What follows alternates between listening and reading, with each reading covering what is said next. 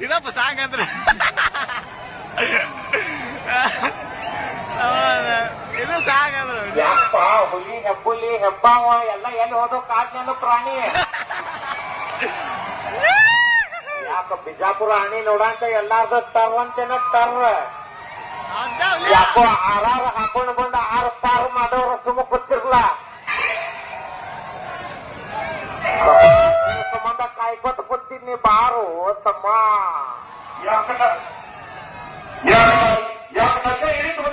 ಈಗ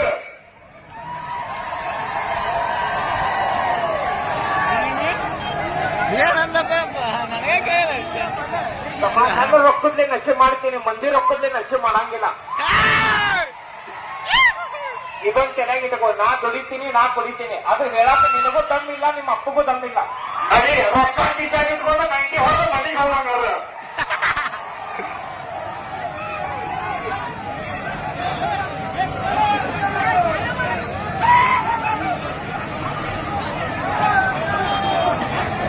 ಆತಲೆ ಮುಗಿತದೆ ಬಿಡಿಗೆ